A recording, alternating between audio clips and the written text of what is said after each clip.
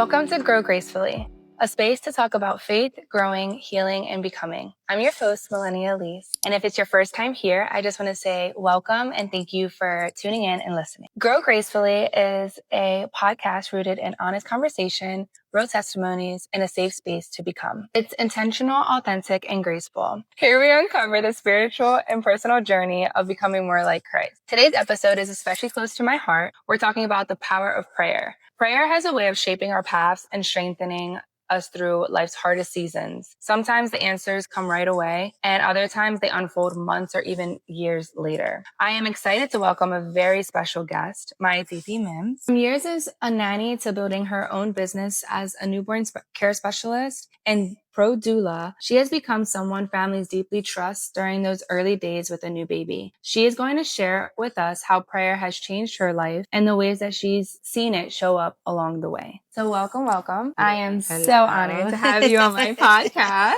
I'm glad to be here, sweetie. Let's start with you introducing yourself and sharing a little bit about what you currently do today.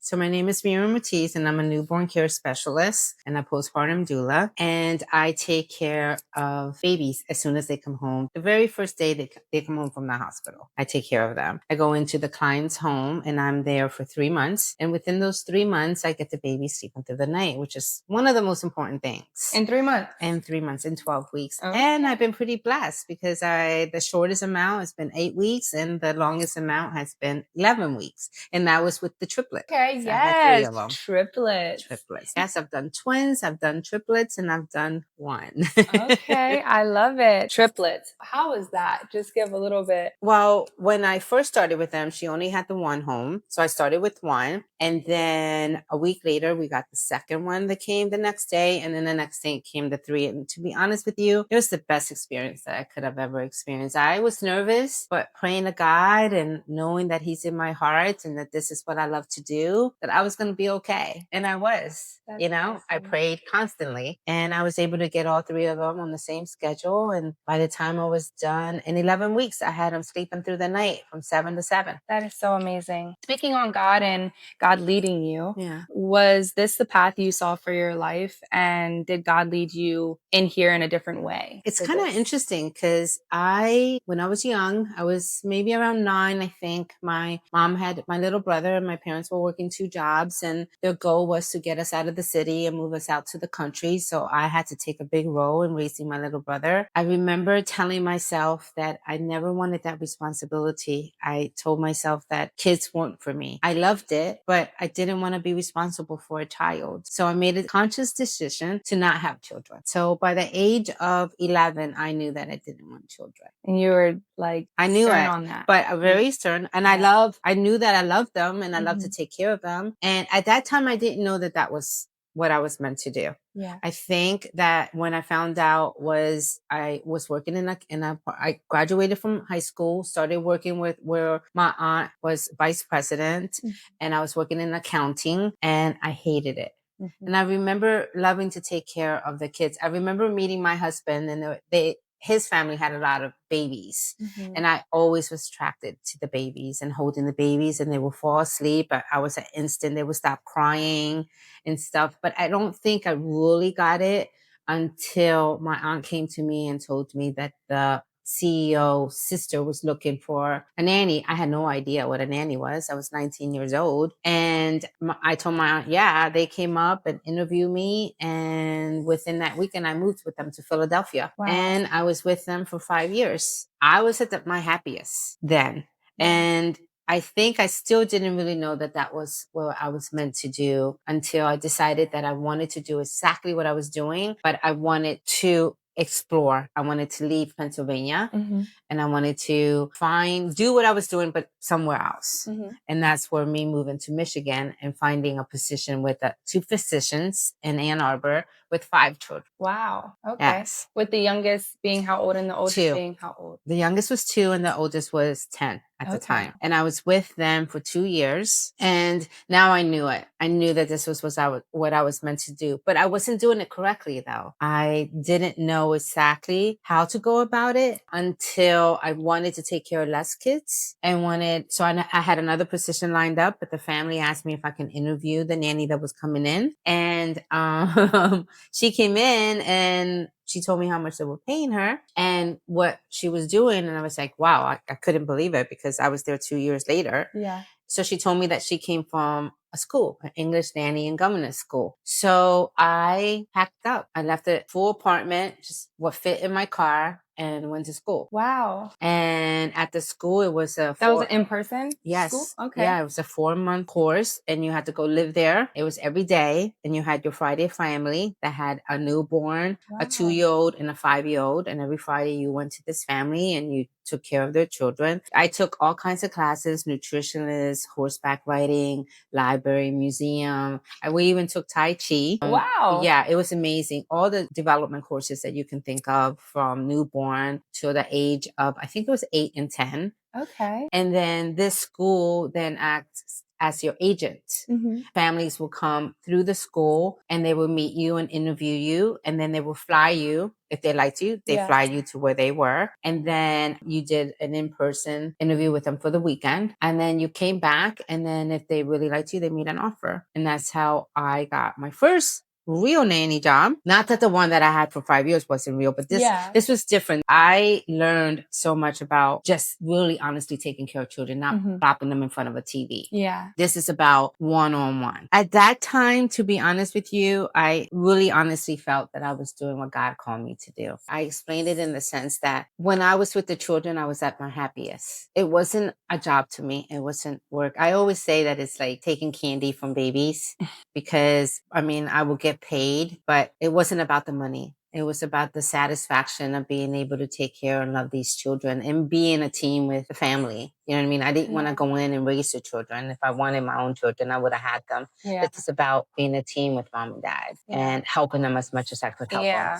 And like the additional help and additional care for the children. That is so beautiful. How would you describe your faith and prayer life earlier in life? Earlier in life, I would honestly say that I didn't really, we went to church, but I always believe, I called it 1 foot in, 1 foot out. Yeah. We went to church, we did what we were supposed to do, and then we were out in the real world. But I don't think it made sense to me until I learned to be thankful for what I was doing. And I would watch people going to work and being miserable. And I just felt in my heart that I was doing exactly what God wanted me to do, you know? So awesome. And as long as I prayed on it, and I don't even know how to explain it because I could have a rough baby and I would just start praying and ask God not to help me, to help the baby. And then all of a sudden I have this calmness about me. And then the calmness went to the baby, and then the baby was calm. That's super important. Yes. The energy that's being, transmitted through me, through God, through me to the baby. I mean, I always realize it's kind of interesting because my husband will always say, how do you do that? You know, how can you be in my personal life? I might not be absolutely perfect on it, which I'm not, but professionally, I kick butt. I can go in and shut the whole entire world out and make it only about that baby, or make it only, at the time that I was a nanny, it was only about those children. And then I decided, you learn every year. I was a nanny for 35 years. And then I made a decision, a conscious decision, that my favorite age are the babies. And I had one grandfather of a family that I was working for, and he said to me, oh, you like the dessert. So he called, which is true, because I truly honestly believe there's a misconception on newborns being harder than the older kids. And I completely disagree with that. I believe that as they get older, it gets harder and harder. Yeah. The newborn, they're completely dependent on you, and you're taking care of them and their well-being. And and making sure that you learn their cues and what's going on and making them happy. Yeah. And when they start growing, they start talking back. They start talking, they start walking, they start running. Yes, All of yes. it. So Okay. for me, it was the newborn age. And then I was a nanny for a woman, Jennifer Strausser, and I was a nanny for her for 8 years. And she had 2 sets of twins. Actually, it's kind of interesting because she knew how to keep me in her life. She made her twin girls mine and my husband's goddaughters. That's so awesome. So as being Hispanic, being a godparent's very important to us. And they are our lifeline, those 2 little girls. And they're not little anymore. Yeah. They're 18. They're going to college. Graduating. One is going to University of Florida State, and the other one's going to Ole Miss. That's awesome. So to think That's that we so had awesome. a part of that is amazing. And I watched them grow. They were in the belly, came out, and I was there 24/7 with them. What did your faith or prayer life look like in your earlier life? That was where I was 1 foot in and 1 foot out. I went to service. I went to church every Sunday. But once I left church, it was like you did your own thing. So I don't think that I was all in. I wouldn't consider myself all in, but I will pray, and I always felt thankful that I was doing my calling. Like I knew that being a nanny and being with children was what I was meant to do, but not just what I was meant to do. I believe that that's what God put me. And I strongly believe that in this life, I would see a lot of people going to work and complain about going to work and not liking their jobs and stuff. And I just believe that there's only a few of us, less ones, that are doing exactly what they're supposed to be doing in this world. It wasn't just my calling. It was what God wanted me to do. And that was to take care of these children and love them. That's so awesome. And that has to feel so rewarding. It's extremely rewarding. I love that. With that, was there a season in your life where you really had to lean on prayer when you transitioned to just the thankfulness and the importance of prayer and what that was showing up, how that was showing up in your life? Yes. Where do you feel that season started? I can go back to exactly when that started. And that was when I had to make the biggest choice of my life, which was when I was going to leave the family that I was with in Ann Arbor. I wanted to take care of less kids, and financially I wanted to make either the same amount of money or more. And the family asked me if I could interview the nanny that was coming in, and she comes in and they're going to give her more money than they were paying me. And I was like, well, why? And so she talked about the school that she went to, English nanny and governess school. Okay. And I never knew that you can get certified and that you could do, the school you left for 4 months and you had to be there in the dorm. And it was 4 months of every single day learning everything. And that's where I had to pray and pray a lot because I had a full apartment and I only put what fit in my car, and I left everything behind and went to school. And I had no money. It was my husband who at the time was my fiance, paid for me to go to school. And I had to really, really pray. It was a lot of prayer. And I knew that I was doing what I was supposed to be doing. It was just a very difficult time for me. And then I was top student. And then I had a bunch of interviews. And then I took my first job in Minnesota. And that was an unbelievable job because I went in there. The family had been through a lot of nannies. They had a 4-year-old boy who didn't think I was going to stay. And I remember he hit me and I sat on front of their step and I prayed to God and I questioned, is this what I was supposed to do? And I don't even know how to explain it. I just remember having this calm feeling run through me and telling me he wants you to leave because he expects you to leave. You got to show him that you're not going anywhere. And that's exactly what I did. I went back in there and I showed them I wasn't going anywhere. And I was with them for 10 years. And I looked up at God and I was just like, that's the first time I questioned being a nanny. And I don't know how to explain it to you. Like I tell you that I just get these feelings and it was like I needed to go back in there and I needed to show him that I wasn't going anywhere. Yeah, and I can only imagine that he needed that. Oh, absolutely. He needed that comfort. Yeah. And that love. So that's extremely That's extremely powerful. That calm feeling you explain, is that something you feel you have felt throughout the whole time? Like it gives you that? It usually happens when I'm praying and I'm asking him whether did I make the right choice in what I'm doing? And it's kind of him confirming that it's where I belong. Mm-hmm. Or if I'm having a difficult time with the baby, is to ask him to calm me so I can have the energy that I need for this baby to feel. Mm-hmm. Because that's what babies feel. They feel only your energy. If it's negative, then that's what you're going to get, a negative response. If it's a positive, loving energy, then that's what you're going to get back. So I believe that that's God working in me. And I feel that he comes through a lot when I'm doing what I'm supposed to be doing, my calling, taking care of children. That's so awesome. I feel as though since I've joined, I definitely can agree on just the patience and the leading that he brings through all seasons and journeys of our lives. Exactly. What did the moment teach you about depending on God instead of your own strength? I think that it's happened a lot in my career. I cannot honestly tell you that even a week ago it happened. And you go through so many. It's always a learning thing. You never stop learning. I was taking care of the little boy that I take care of now. He's 6 weeks, but he was born 3 weeks preemie, so he's like a 2-3 week baby. And he has this thing where he doesn't open his mouth when he spits out. It comes out his nose. And just last week, he started doing that. And I remember it was like 3 a.m. and I went in there and I picked him up and laid him on the changing table. And I had like the mom's name in my throat where I was going to scream because he was getting really red and he was starting to turn colors. And I just kind of just prayed and told God to just lead me the way I'm supposed to be led. And I just got this feeling to pick him up. There's this tool with nose Frida that you can use to suction what you say the boogies out of the baby's nose. And I took the suction and I put it in his nose and I just started sucking. And then all of a sudden it just hit me that laying him down wasn't what I should have done. You know what I mean? But it was God that just, I say it's God because my reaction was to calm. I felt like I was going to lose it.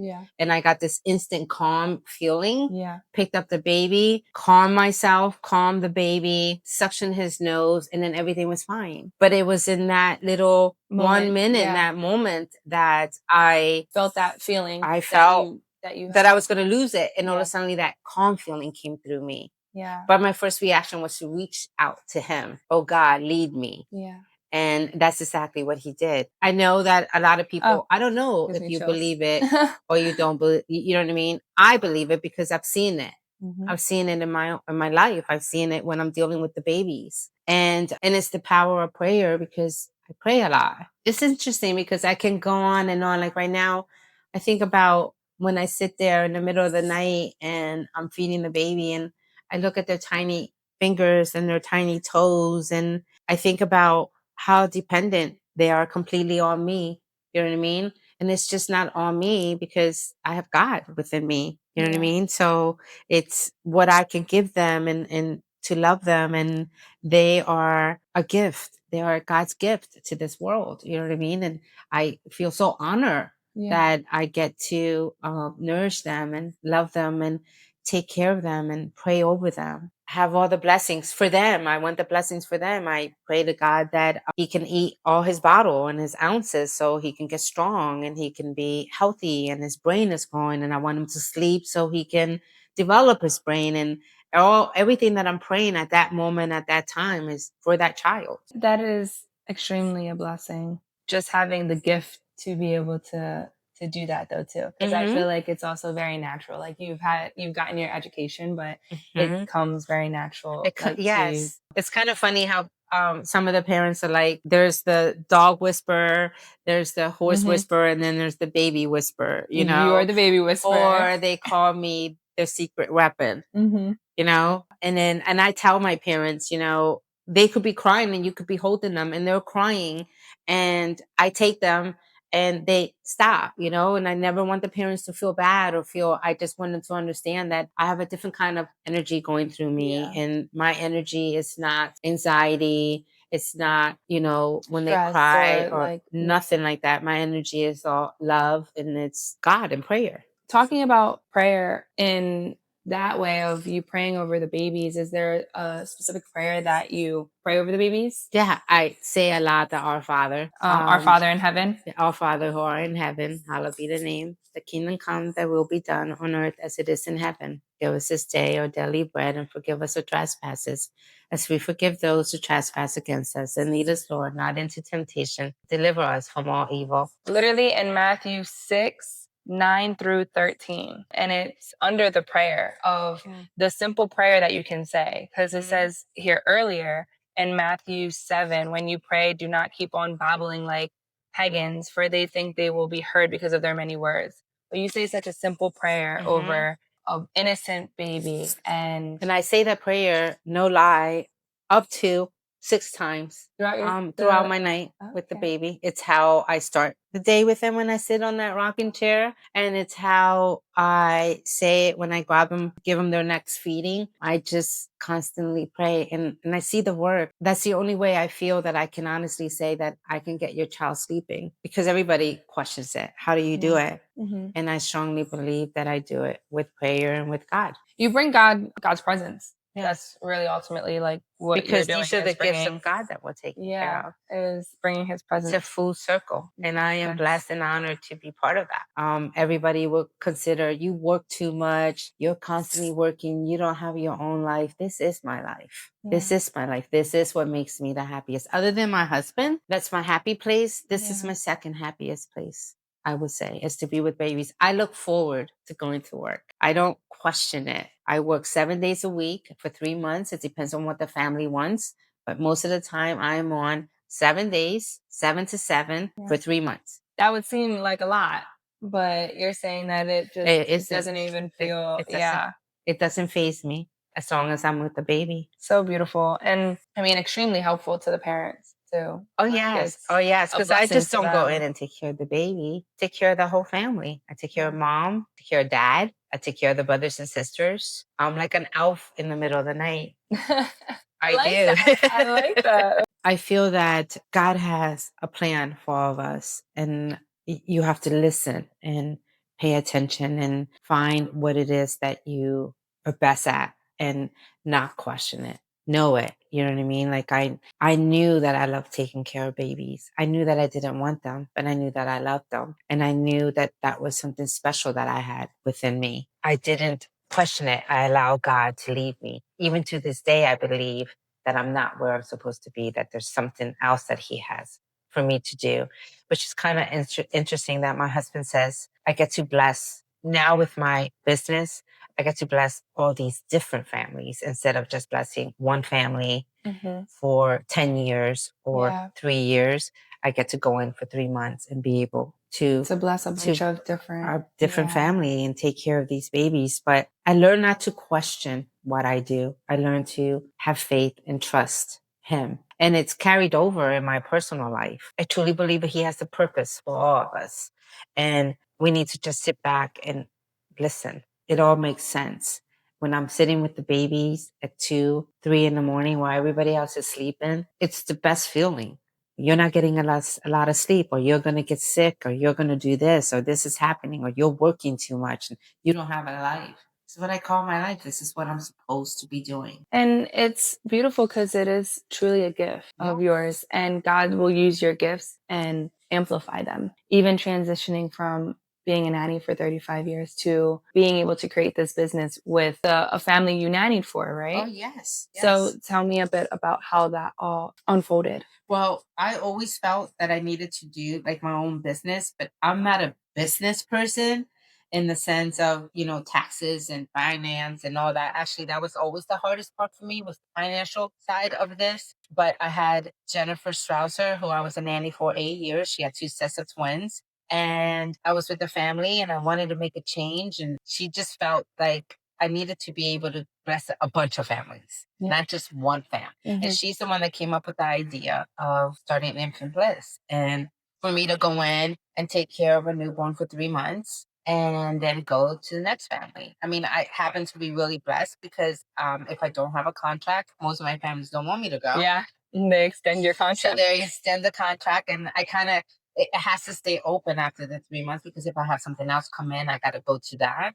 But some of them I've been with for 8 months. Other of them is 5 months. I've been able to, I wish I could explain that I get to do exactly what I love to do. Not the business part doesn't come in to it, because my business partner wants me to do videos or and those are the stuff I just don't feel like I was meant to be doing. You know what I mean?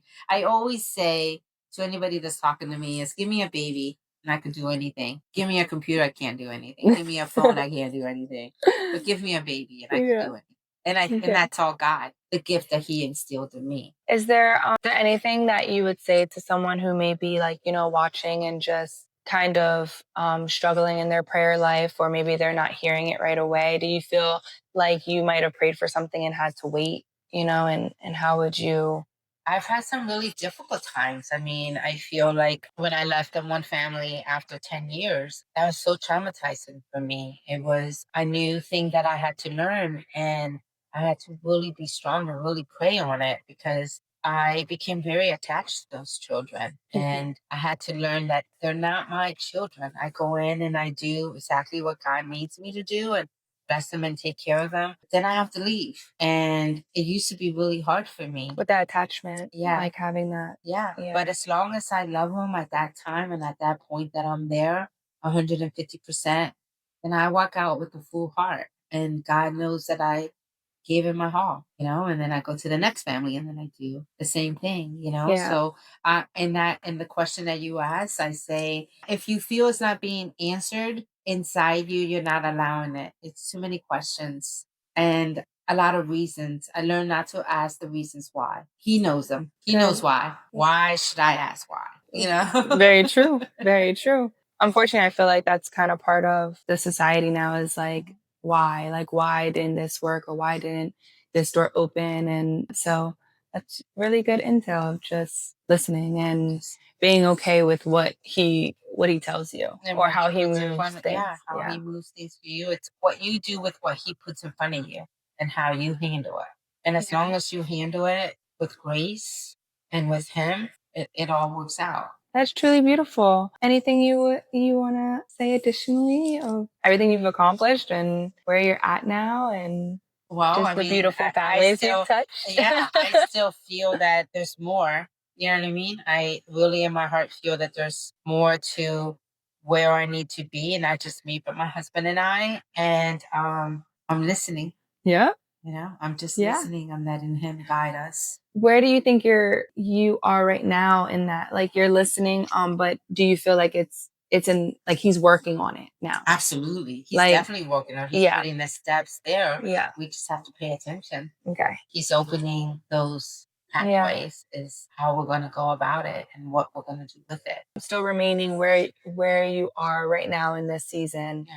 Until you get like that opening or that, like, kind of guidance from him. That's sign, It's awesome. It's a sign. And praying constantly to show me. I mean, one of my prayers is for him to lead me the way that he wants me to be led.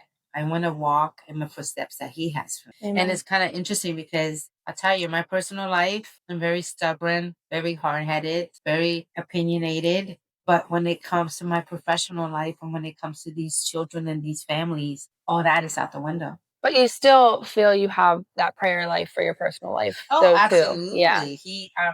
I'm extremely happy. The reason that I say that is because I have people that know me and, think they know me. Yeah. You know what I mean? And can say, oh, well, she's this, or she's very direct. Because I consider myself very direct. I don't hold things back. I think that we should all be like, I think that God spoke his words and spoke them out loud. And I just speak out loud. Well, that's a blessing in itself, for sure. It's finding your voice and that strength with how you communicate it. That is, all of this has been such a good experience. Yes. I appreciate you sharing. And now you're part of that. And I know it's been a blessing for sure. And my story is a testimony of its own of how I got there. But it's definitely beautiful. It's beautiful. And the timing. Yeah. I think God's timing is just impeccable. He does. Like, it's crazy. He does have reasons why things work out, and it's fun. Actually, God can be a funny God. He is hilarious. I feel like recently he is a big God, and he is definitely a jokester. Not even a jokester, but like just funny. He can just be funny in the best way. Yes, exactly. You just sit there and you just laugh. Like, I feel like I laugh out loud. And I think that you have to do that. I think at your most difficult times, you got to look at the joy of it, not to question it, but to look at the joy out of it, not the reasons why, but maybe not why it's happening. It's happening, and this is what I need to do. Because you can sit in your whys forever. Yeah. But if you move with him and you let him guide you, Yeah.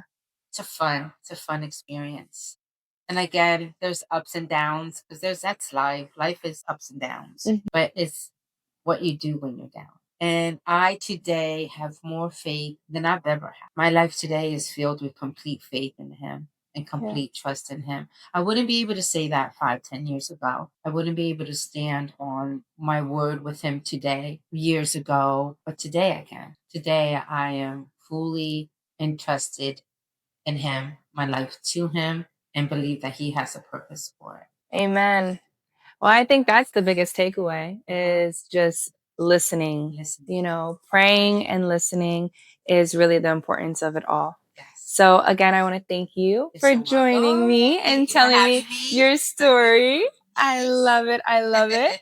And I also just want to let everyone know listening, the words don't have to come out perfect. You know, you don't have to be in a good space. Prayer is open for everyone all the time. And however that may look like for you, if it's with sad tears, happy tears, laughing with him, he welcomes you all the time to speak to him and to continue to build your relationship with him. If you don't mind, let's end in prayer. I just want to thank you, Lord Jesus, for coming into this space and allowing my Titi just to share her testimony and just the beautiful ways that you've moved in her life. I also want to just pray over all the listening ears and just really account that the way that my aunt just described, you know, how God moved in her life and the powerful blessing it has been, it is here for you all as well. In Jesus' name I pray. And yes, amen, amen. As I always end, take what serves you, release what doesn't, and however you're becoming, do it with God.